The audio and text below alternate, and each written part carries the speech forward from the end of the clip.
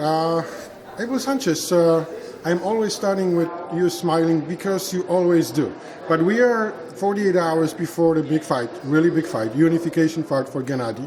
And I'm going to start with the simple question about you guys in New York since Sunday, correct? Sunday evening, Everything yes. is going well. Everything is going perfect, yes.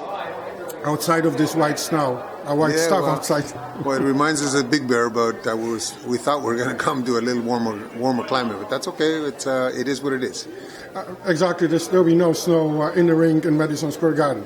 But I'm going to go back now to the Moscow. We were together when one of you fighters, Murat Gassiev, won the World Championship in Moscow. And we are in the locker room, Gennady is there, and 99.9% of the coaches after the fighters are winning the World Championship is going to say it was great and everything else, but you are like kind of smiling, not smiling, Gennady is in, and you're saying Gennady has to talk to Murat how to finish fight. My question is, it's a long one, but I needed this introduction.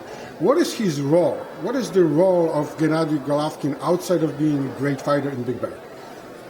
Well, I've always said that every gym takes on a personality, and my gym just happens to have taken Gennady's personality. We're a lot alike. We're very persistent. We work hard at what we want to do. We want to be successful. We want to be the best we can be, and I think Gennady represents in my gym the figure that everybody wants to emulate, the figure that everybody wants to be like. And when a young man like Murat, 23 years old, when he won the title, wins the title, but he doesn't do what he was supposed to do as far as the ability that he has. By the way, I'm interrupting. This is Abel Sanchez standard. He won IBF championship, but he could do better. Absolutely, and I think that you have to learn from the older guys and from the guys that have been there how it is that you need to finish a contest, how it is that you finish a round, finish a particular part of a fight, and finish a fight. And Murat, being 23 years old, has to learn that still. But I think the fact that he's in the gym with a great fighter like Gennady will go a long ways, because the talks I'm sure they'll have in the future will be regarding that subject and regarding the progress of your being the great fighter that you could be if you did the things that you were supposed to do in the fight.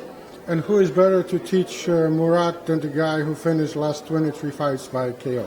And not only by KO, but you're looking at a guy that had 350 amateur fights. You're looking at a guy that's been in every situation possible. You're looking at a guy that is not intimidated by anything because he's been in everything. And you're looking at a guy who's had the success and still has kept his humbleness and has kept his gentleman part of him. He's an honorable man. So I think that all is important, because these guys want to be like him. But he was exposed versus Brook. I cannot stop myself from laughing. Sorry, Abel. Brook was an undefeated welterweight champion, a very good fighter. Gennady is, if you go back a couple, 3 fights, Gennady's always tried to put on a show for the fans. And big drama show. Big drama show, and yes. And in that fight, once he hurt him in the first round, and I think the threat disappeared for Gennady. The threat of, okay, this guy's a champion, and to him it was just another fight, and trying to prolong it as much as possible. He didn't really fight like a normal Gennady fight. He made it a street fight, as he said he was going to do 2-3 weeks before the fight. So that's okay. Maybe that brought Jacobs to the table. Maybe that'll bring Saunders to the table. Maybe that'll bring Canelo to the table, and Oscar. It's a very, very good statement, especially if we want to retrospect a little bit about Gennady and use the blueprint. Why not look for Gennady versus Lemieux, who just showed how unbelievably powerful knockout puncher he is. And we all remember what happened in Madison Square Garden some time ago. Yes, well, maybe the blueprint to beat Golovkin is like Brook fought him. I hope that's what Jacobs does, and then we have a real fighter in our hands. But maybe Oscar will have the blueprint for Canelo once they meet, because of what he saw in the past Brook fight. But Oscar always seems to have a blueprint for everything, and he hasn't been very successful with him, but hopefully that fight comes about. And for the fans who are for the first time listening to Abel Sanchez, him talking about fights which will happen after the fight, it doesn't mean he doesn't take Jacobs. He does take Jacobs likely, because he doesn't.